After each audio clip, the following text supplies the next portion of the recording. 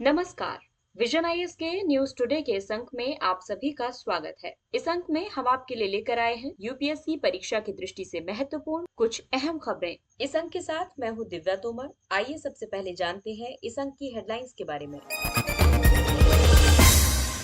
खाद्य प्रणाली पर a multi billion dollar opportunity, repurposing agriculture support to transform food system शीर्षक से रिपोर्ट जारी की गई है। कृषि एवं किसान कल्याण मंत्रालय ने डिजिटल कृषि को प्रोत्साहित करने के लिए निजी कंपनियों के साथ 5 समझौता ज्ञापनों पर हस्ताक्षर किए। महिला और बाल विकास मंत्रालय अंतर्देशीय दत्तक ग्रहण को सुगम बनाने के लिए नियम निर्धारित करेगा। केंद्र सरकार सार्वजनिक अधिप्राप्ति खरीद नीति यानी पीपीपी में परिवर्तन के लिए दिशा निर्देश तैयार कर रही है।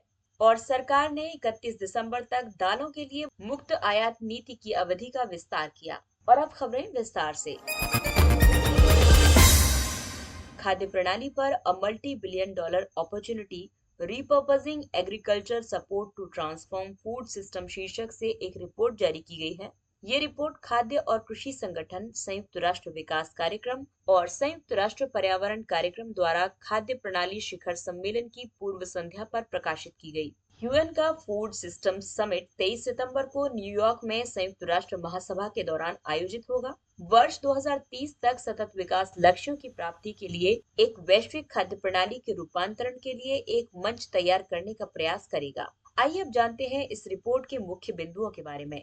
रिपोर्ट के मुताबिक मूल्य प्रोत्साहन तथा राजकोषीय सब्सिडी समर्थन के ऐसे स्वरूप हैं जिनका खाद्य प्रणालियों पर महत्वपूर्ण नकारात्मक प्रभाव पड़ सकता है।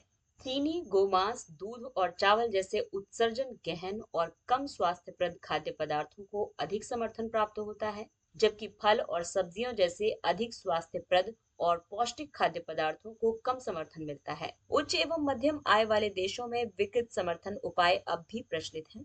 उप सहारा अफ्रीका के निम्न आय वाले देशों में वित्तीय संसाधनों की कमी की वजह से किसानों को प्राप्त सहायता लगभग न के बराबर है। रिपोर्ट में ये भी कहा गया है कि भारतीय कृषि क्षेत्र पिछले 20 वर्षों से व्यापक रूप से उपेक्षित रहा है, क्योंकि भारतीय कृषि नीति उपभोक्ताओं की सुरक्षा के लिए वहनीय खाद्य कीमतों को सुनिश्चित करने पर बल देती है।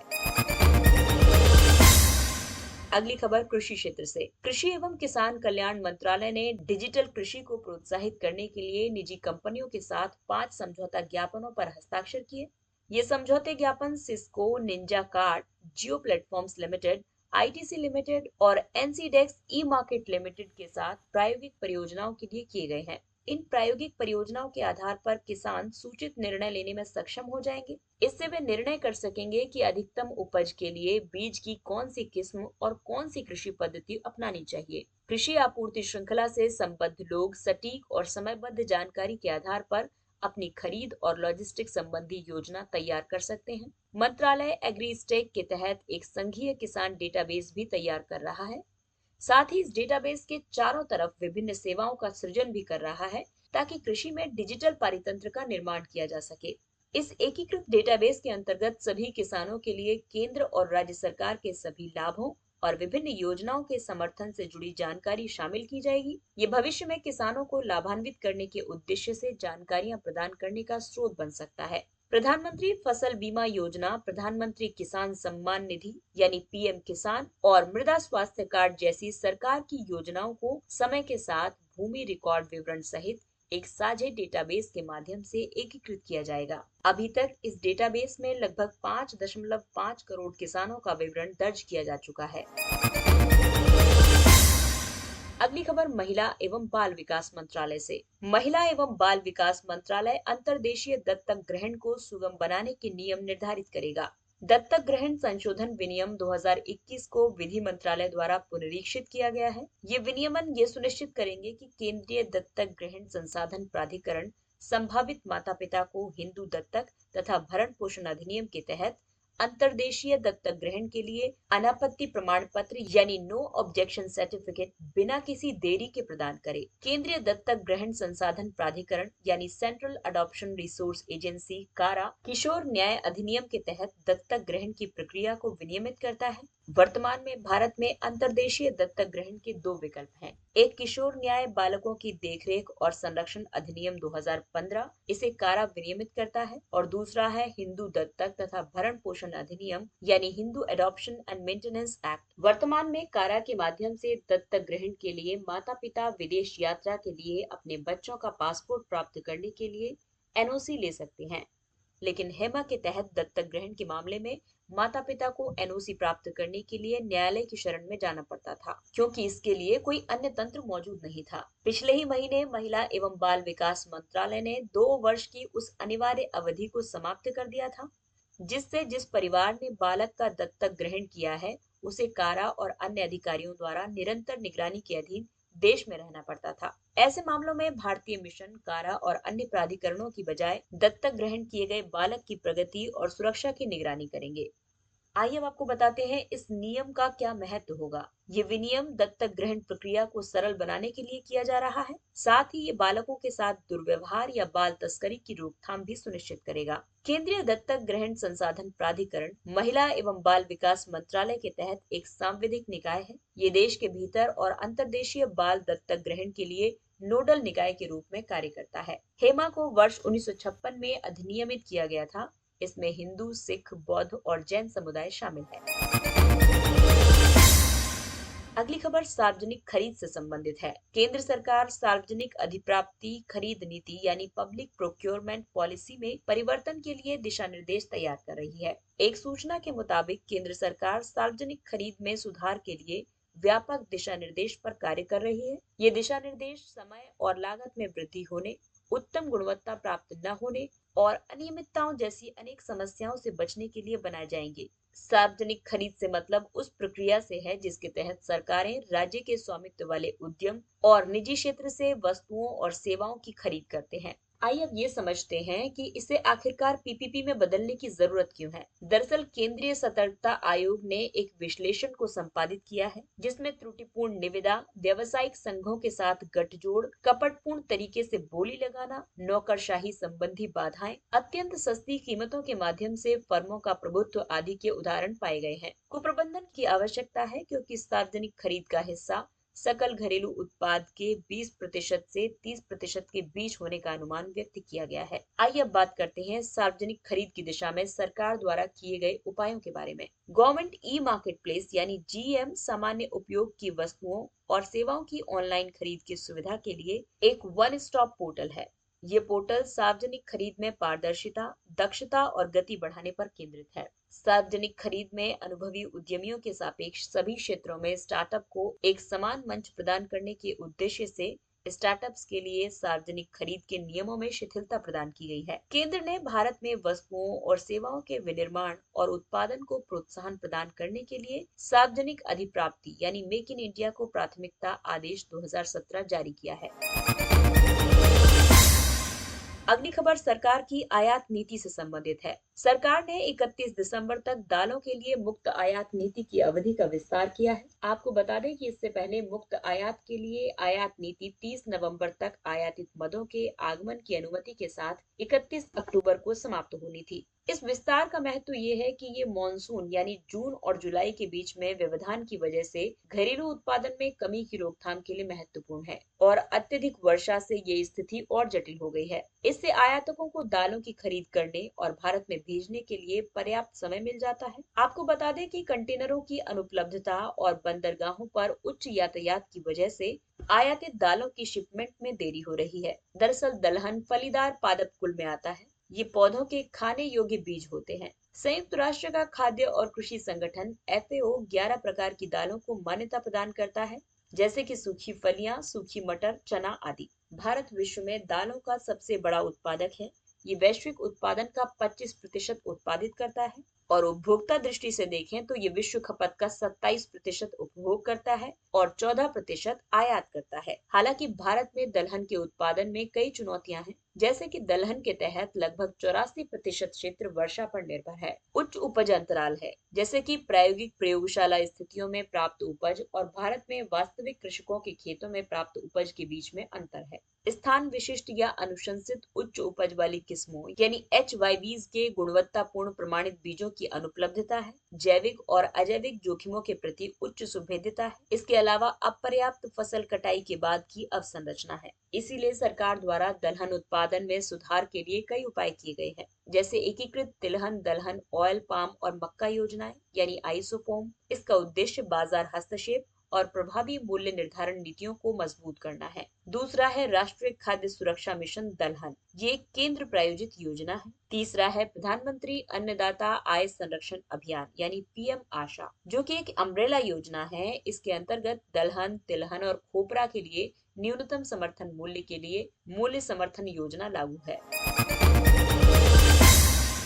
आइए अब बात करते हैं कुछ अन्य महत्वपूर्ण सुर्खियों की। क्लस्टर विकास कोष। भारतीय लघु उद्योग विकास बैंक यानी सिडबी ने सीडीएफ के तहत असम सरकार को 350 करोड़ रुपए का प्रतिबद्धता पत्र सौंपा है। सीडीएफ यानी क्लस्टर डेवलपमेंट फंड। सूक्ष्म लघु और मध्यम उद्यम मंत्रालय ने सूक्ष्म और लघु उद्यमों की उत्पादकता, प्रतिस्पर्धा तथा क्षमता निर्माण को बढ़ावा देने के लिए क्लस्टर विकास कार्यक्रम अपनाया है। क्लस्टर विकास कार्यक्रम का उद्देश्य ये है कि ये परीक्षण, प्रशिक्षण केंद्र, उत्पादन प्रक्रियाओं के अनुपूरण आदि के लिए सामान्य सुविधा केंद्र स्थापित करेगा। क्लस्टरों के लिए हरित और सतत विनिर्माण प्रौद्योगिकी को बढ़ावा देगा। सूक्ष्म एवं लघु उद्योगों के नए मौजूदा औद्योगिक क्लस्टरों में ढांचागत सुविधाओं का सृजन करेगा।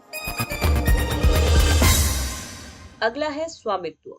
स्वामित्व यानी survey of villages and mapping with improvised technology in village areas scheme, यानी गांव का सर्वेक्षण और ग्राम क्षेत्रों में तात्कालिक प्रौद्योगिकी के साथ मानचित्रण योजना। केंद्रीय पंचायती राज और ग्रामीण विकास मंत्री ने स्वामित्व योजना ग्रामीण अर्थव्यवस्था के उत्थान की ओर एक कदम पर एक राष्ट्रीय सम्मेलन का उद्घाटन किया। ये राष्ट्रीय पंचायती राज दिवस पर प्रधानमंत्री द्वारा आरंभ की गई पंचायती राज मंत्रालय की केंद्रीय क्षेत्र की योजना है। इसका उद्देश्य ग्रामीण लोगों को अपनी आवासीय संपत्तियों का दस्तावेजीकरण करने का अधिकार प्रदान करना है, ताकि वे अपनी संपत्ति का आर्थिक उद्देश्यों के लिए उपयोग कर सकें। इसके द्वारा ग्राम स्तर पर विवादों के निपटारे में मदद की जाती है। इसमें सीमांकन ड्रोन सर्वेक्षण तकनीक का उपयोग करके किया जाएगा। प्रीपेड भुगतान लिखत यानी पीपीआईज। भारतीय रिजर्व बैंक ने प्रीपेड भुगतान लिखतों पर मास्टर परिपत्र जारी किया है। किसी भी संस्था द्वारा आरबीआई के पूर्व अनुमोदन या अनुज्ञप्ति के बिना पीपीआईज यानी प्रीपेड पेमेंट इंस्ट्रूमेंट्स के लिए भुगतान प्रणाली को स्थापित और संचालित नहीं किया जा सकता है। पीपीआईज को दो श्रेणियों में वर्गीकृत किया गया है, लघु पीपीआईज और पूर्ण केवाईसी पीपीआईज। उन्हें पहले close system, semi close system और ओपन सिस्टम पीपीआईज के रूप में वर्गीकृत किया गया था। आरबीआई द्वारा संदाय और निपटान प्रणाली अधिनियम यानी पेमेंट एंड सेटलमेंट एक्ट 2007 के तहत पीपीआईज को भुगतान के लिखत के रूप में परिभाषित किया गया है, जो वस्तुओं और सेवाओं की खरीद की सुविधा प्रदान करता है। इसमें लिखत के भीतर या उस पर संग्रहित मूल्य के निमित्त धन का हस्तांतरण, वित्तीय सेवा और प्रेषण शामिल है।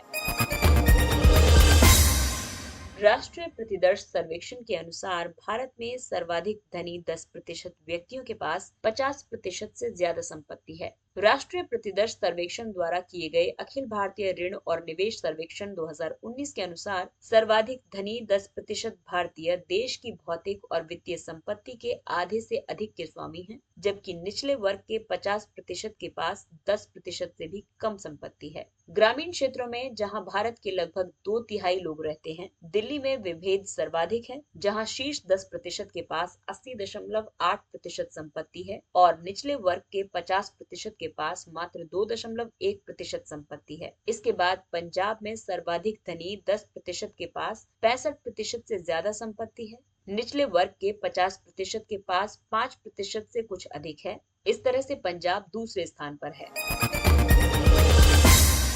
प्रथम नेजल वैक्सीन को दूसरे चरण के परीक्षण के लिए स्वीकृति मिली। नेजल वैक्सीन को भारत बायोटेक द्वारा विकसित किया गया है। ये बायोटेक्नोलॉजी विभाग और इसके सार्वजनिक क्षेत्र के उपक्रम जैव प्रौद्योगिकी उद्योग अनुसंधान सहायता परिषद बिराक द्वारा समर्थित है। नेजल वैक्सीन की खुराक मौखिक या मांसपेशियों की बजाय नासिका के माध्यम से दी जाती है। इससे दवा को डायरेक्टली श्वसन मार्ग में पहुंचने में सहायता मिलती है। इस वैक्सीन के लिए अनुसंधान एवं विकास को मिशन कोविड सुरक्षा के तहत समर्थन प्रदान किया जा रहा है। इस मिशन को तीसरे प्रोत्साहन पैकेज आत्मनिर्भर 3.0 के तहत त्वरित वैक्सीन विकास के लिए उपलब्ध संसाधनों को शामिल करने के लिए आरंभ किया गया था। सनस्क्रीन में उपयोग होने वाले टॉक्सिक 3OS को दोबारा वर्गीकृत किए जाने की मांग की जा रही है। अमेरिकी कार्यकर्ताओं और राजनेताओं ने टॉक्सिक 3 OS यानी ऑक्सीबेंजोन, ऑक्टिनोक्सेट और ऑक्टोक्रिलीन को दोबारा वर्गीकृत करने के लिए फूड एंड ड्रग एडमिनिस्ट्रेशन के समक्ष एक नागरिक याचिका प्रस्तुत की है। उन्होंने आग्रह किया है कि इन रसायनों को सामान्य रूप से सुरक्षित और प्रभावी रूप में मान्यता प्राप्त नहीं यानी ग्रेस 2 श्रेणी में स्थानांतरित किया जाए। टॉक्सिक 3 OS 2/3 से अधिक सनस्क्रीन उत्पादों में मौजूद सक्रिय घटक है। ये घटक लोक स्वास्थ्य, समुद्री जीवन और प्रवाल भित्तियों के लिए खतरा है। छात्र उद्यमशीलता कार्यक्रम 3.0 यानी SEP 3.0, इसे नीति आयोग के अटल इनोवेशन मिशन द्वारा डसॉल्ट सिस्टम्स फाउंडेशन सहयोग से आरंभ किया गया है। ये इस श्रृंखला में तीसरा कार्यक्रम है। वर्ष 2017 में फ्रांस में इसकी परिकल्पना की गई थी और इसे आरंभ किया गया था। आइए अब आपको बताते हैं SEP 3.0 के बारे में। इसमें विद्यालयी छात्रों को भविष्य के नवप्रवर्तक और उद्यमी बनने के लिए प्रेरित करने के लिए अटल टिंकरिंग लैब्स के युवा नवोन्मेषकों को लक्षित किया जाता है। इस वर्ष की थीम है made in 3D seed the future entrepreneurs programme. Fit India quiz. युवा कार्यक्रम और खेल मंत्रालय ने फिट इंडिया क्विज के लिए 1 लाख विद्यालयों द्वारा नामांकित 2 लाख विद्यालयी छात्रों के लिए निशुल्क पंजीकरण की घोषणा की है। फिट इंडिया क्विज विद्यालयी बालकों के लिए खेल और फिटनेस पर पहली राष्ट्रव्यापी प्रश्नोत्तरी है। ये प्रधानमंत्री द्वारा परिकल्पित है तथा इसे फिट इंडिया मूवमेंट के हिस्से के रूप में आरंभ किया गया है। इसने एक स्वस्थ जीवन जीने के महत्व के बारे में वृहद पैमाने पर जागरूकता सृजित करने में महत्वपूर्ण भूमिका निभाई है। ये सभी आयु वर्ग के छात्रों के लिए अभिदाय से मुक्त है। इसमें प्रत्येक राज्य या संघ राज्य क्षेत्रों से प्रतिनिधित्व या ऑनलाइन और प्रसारण दौर का मिश्रण होगा। प्रोजेक्ट उड़ान। भारतीय प्रौद्योगिकी संस्थान IIT बॉम्बे ने प्रोजेक्ट उड़ान आरंभ किया है। ये इंजीनियरिंग की पाठ्यपुस्तकों और शिक्षण सामग्री तथा उच्चतर शिक्षा की सभी मुख्य धाराओं को अंग्रेजी से हिंदी और सभी भारतीय भाषाओं में अनुवाद करने को सक्षम बनाता है। उड़ान प्रोजेक्ट का उद्देश्य उच्चतर शिक्षा के संस्थानों में दाखिला लेने पर कई छात्रों के समक्ष आने वाली भाषा संबंधी बाधा को समाप्त करना है। ये प्रोजेक्ट एक दान आधारित प्रोजेक्ट है। इसके साथ ही ये अंक समाप्त होता है। अगले अंक में फिर मुलाकात होगी कुछ अन्य महत्वपूर्ण खबरों के साथ। तब तक अपना ख्याल रखिए, सुरक्षित दूरी बनाए रखिए, मास्क पहनिए, हाथ और मुंह साफ रखिए और टीकाकरण अवश्य करवाइए। और अब हमें यानी विजन IAS की पूरी टीम को दीजिए इजाजत। नमस्कार।